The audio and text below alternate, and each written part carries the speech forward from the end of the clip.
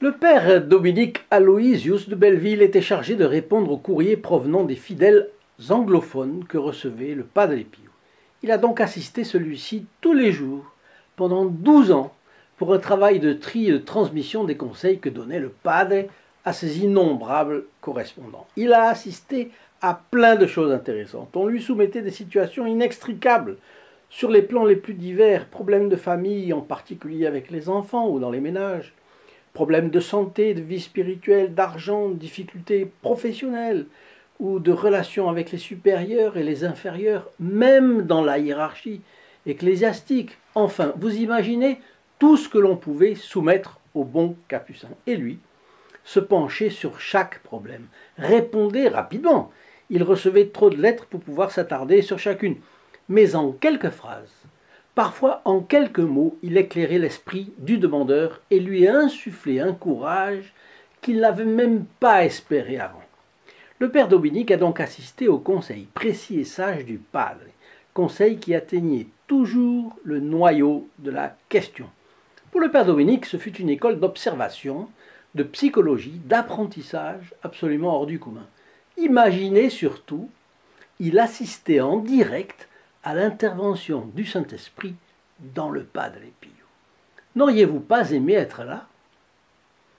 Tandis qu'il lisait une lettre au Padre, Dieu donnait à ce dernier un discernement qui lui faisait voir à la fois le problème et la solution.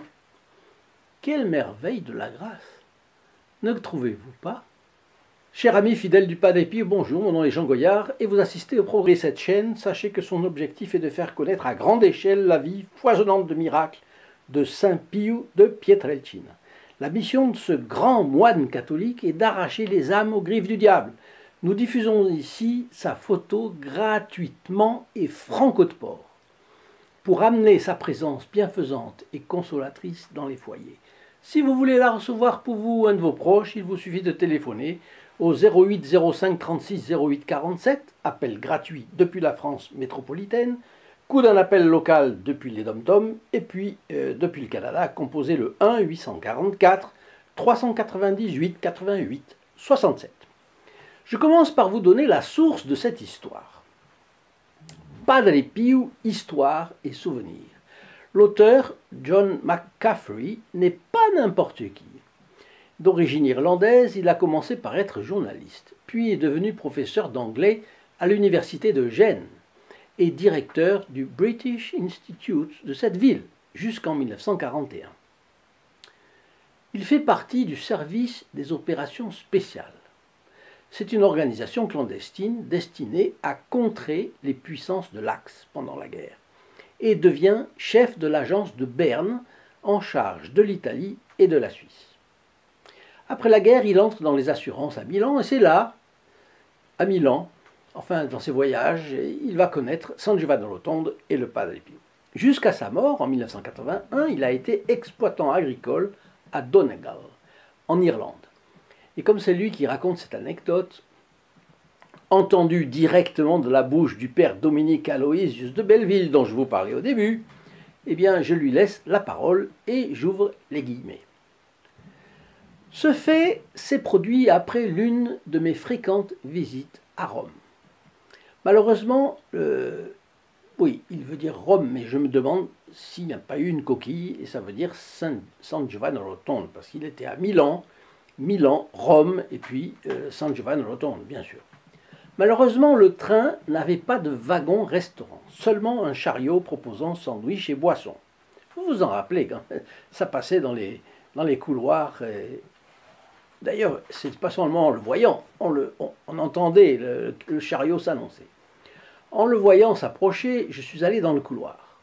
Et là, une dame américaine essayait avec difficulté d'expliquer au serveur ce qu'elle voulait. Je me suis proposé comme interprète. Et nous sommes restés là pendant que nous prenions nos sandwichs et nos cafés. Elle m'a demandé si le train que nous prenions passait par Naples.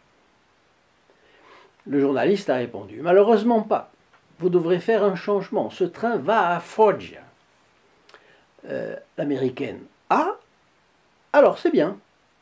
C'est justement là que je veux aller. » Le journaliste l'interroge. Iriez-vous à San Giovanni Rotondo par hasard? Elle me regarde avec surprise. Oh, c'est là que vous allez? Le journaliste. Mais oui. L'américaine. Quelle coïncidence! Parce que pour répondre franchement à votre question, je ne sais pas si je vais à San Giovanni Rotondo ou non. Je suis en doute. Je suis en doute si je ne vais pas descendre du train avant d'y arriver. Enfin. C'est mon unique et dernière chance. Parce que je suis plus ou moins désespéré. Je suis terrifié à l'idée d'être encore déçu. C'est intéressant ce dialogue. On voit se monter le cadre de la vie de cette femme. À ce moment-là, le train entre dans un tunnel et elle dit « Vous voyez ce tunnel noir ?» Le journaliste dit « Oui ». Et elle reprend « Eh bien, c'est ma vie ». Elle ajoute « Vous voyez aussi cette petite lueur à la sortie ?» Pour l'instant, c'est le Padre Pio pour moi. Il est la seule étincelle d'espoir qui me reste. Si ce contact rate, ma vie est ruinée. J'ai fait 9000 km depuis Hawaï jusqu'ici pour le voir, mais je suis affolé à l'idée du dénouement. Pour moi, cela revient à le mettre à l'épreuve. Je suis resté bloqué 3 semaines dans un hôtel à Rome à cause de cela. Hier, je suis allé à la messe à l'église américaine de Santa Susana, à Rome. Et pendant le sermon, le prêtre a dit « Je vais vous rapporter une histoire racontée par le Padre Pio, le stigmatisé. » Quand il a terminé l'histoire, je me suis dit « Oh, ça c'est un coup de pouce. » Et ce matin, j'ai vite mis quelques vêtements dans ma valise et me voilà. Mais je vous l'ai dit, je suis terrifié et je pourrais bien descendre du train avant d'arriver à Foggia. Avant de continuer, je fais juste une parenthèse. Connaissez-vous le groupe des protégés du Padre Pio? Ce sont des fidèles du Padre Pio qui permettent la production de ces vidéos car ils font un geste militant pour soutenir notre chaîne. Pour les connaître, je vous invite à cliquer sur le lien affiché sous la vidéo ici, www.st-padre-pio.fr et vous laissez guider. Vous y verrez l'apostolat qu'ils réalisent et les bénéfices spirituels qu'ils reçoivent. Plus simple encore, composez un des numéros de téléphone que j'ai mentionnés et notre secrétariat répondra à vos questions. Alors que pensez-vous de cette première partie du récit? C'est évidemment une pauvre âme, parce qu'elle ne sait même plus trop si elle est encore catholique ou pas. Elle a eu une vie marquée par probablement plusieurs désastres, puisqu'elle la compare à un tunnel noir. Elle a essayé des solutions. Elle a essayé peut-être beaucoup de solutions pas catholiques. Et c'est ce qui se passe dans ces cas-là. Elle est au bord de l'abîme, parce que c'est comme ça qu'on perd la foi. Mais à la place du journaliste, qu'est-ce que vous auriez fait? Si vous aviez eu à ce moment-là quelques histoires du Padre Pio à raconter, je suis sûr que vous l'auriez fait, n'est-ce pas? Eh bien, le journaliste a un autre tour dans son sac, et il lui réplique. Vous vous rappelez, elle dit je ne sais pas si je vais aller jusqu'au bout, je vais descendre avant Foggia. Réaction de peur, d'angoisse, de panique. Alors le journaliste lui réplique « Oh, mais je ne vous laisserai pas descendre. Êtes-vous catholique ?» Réponse de l'américaine. « Oui. Enfin, je l'étais. » Le journaliste. « Si vous l'étiez, et si vous êtes en chemin pour aller voir le Padre Pio, c'est que vous devez l'être encore. Mettez vos angoisses de côté et ne pensez pas que nous nous sommes rencontrés par coïncidence. J'ai été témoin de nombreux événements fortuits, comme celui-ci. Et quant à moi, le Padre Pio m'a définitivement mis sur son chemin. J'ai suivi chaque étape de son parcours. Et maintenant, il m'attend. » Il restait environ 4 heures avant d'arriver à Foggia. Et pendant 3 heures, nous avons parlé du Padre Pio, de sa chaleur humaine, de sa compassion et des choses merveilleuses que j'avais vues ou connues autour de lui et autour de San Giovanni Rotondo. À la fin, elle me demande: vous pensez que je pourrais me confesser avec le Padre Pio?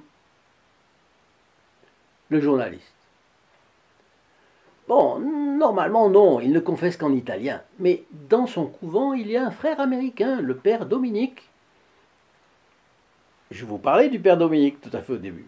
C'est lui dont nous tenons cette anecdote.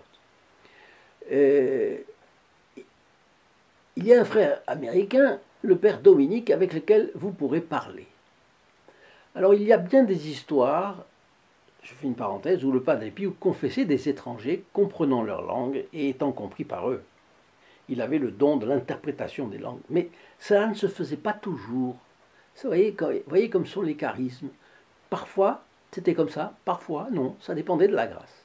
Et alors John McCaffrey, le journaliste, n'a pas voulu s'engager, promettre une chose qu'il ne pouvait absolument pas connaître à l'avance.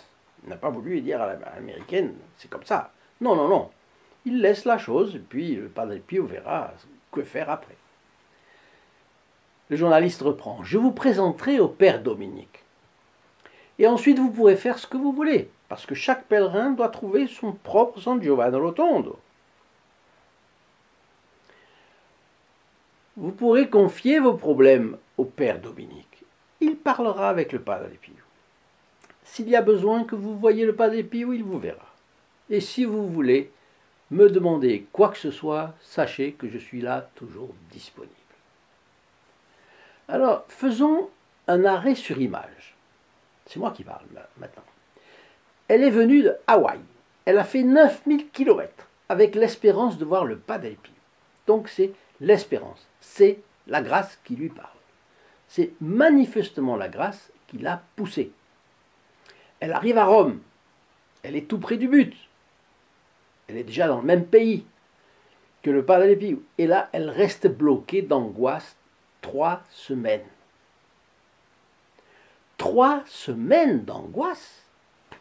Mais vous voyez que c'est pas logique, c'est pas naturel, c'est inouï. Et enfin, elle veut descendre du train juste avant d'arriver à destination, par peur d'être déçue par le Padre Pio. Donc en fait, elle a été déçue par beaucoup de gens et par beaucoup de choses. Voilà ce que ça veut dire. Mais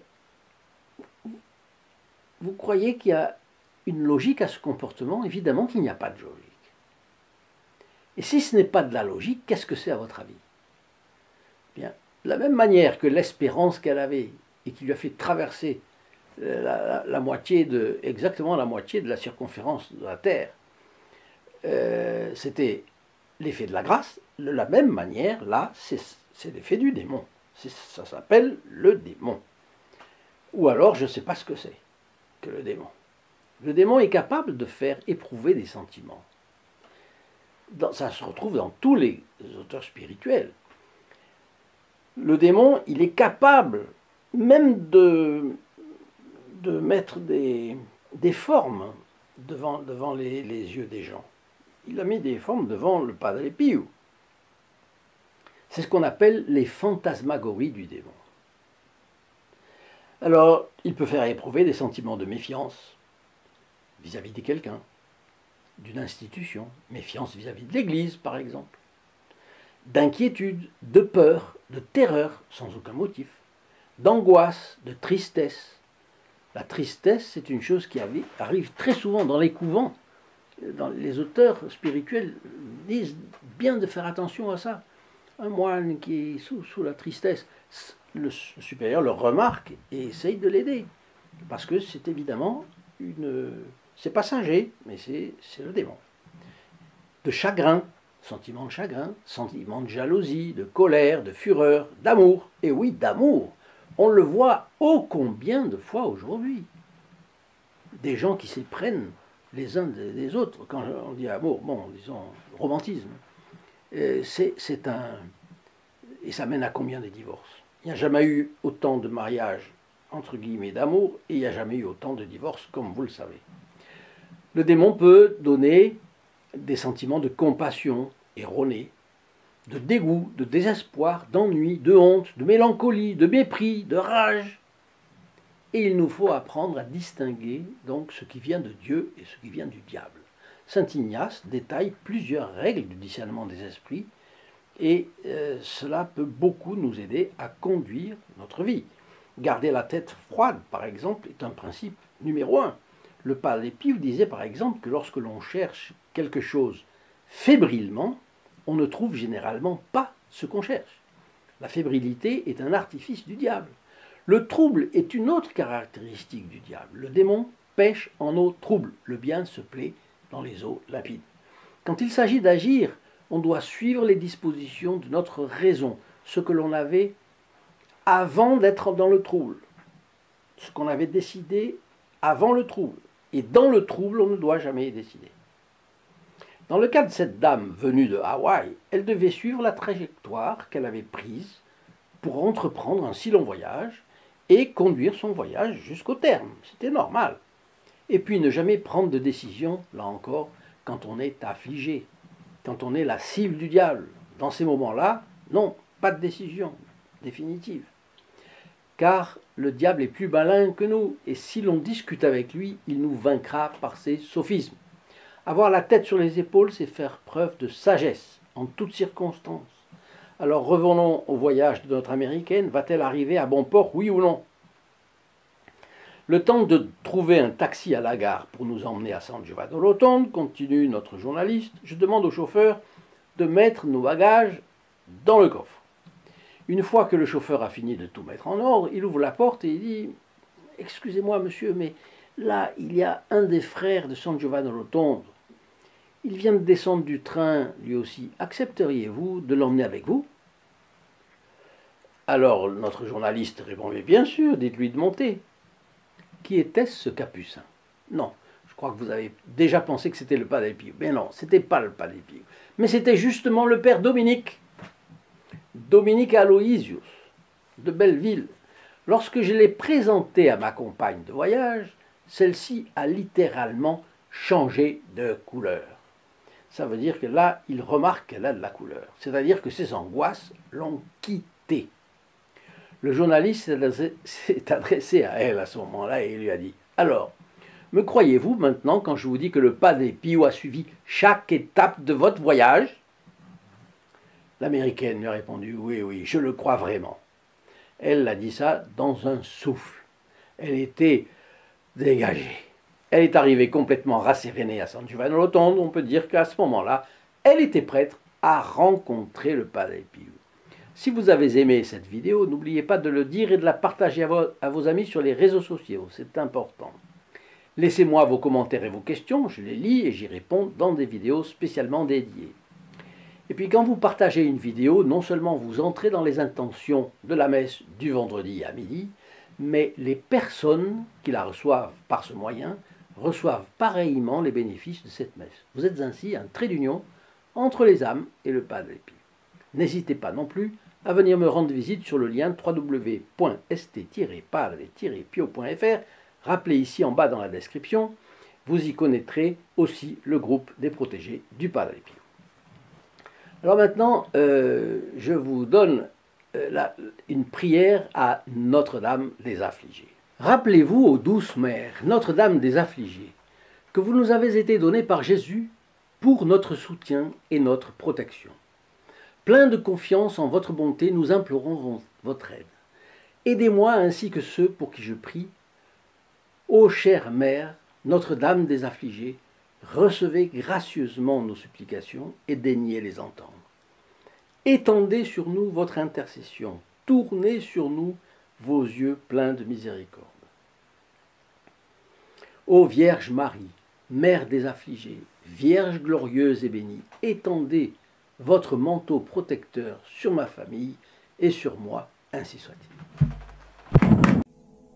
In nome del Padre, del Figliolo e dello Spirito Santo, e così sia. Sia lodato Gesù e Maria, e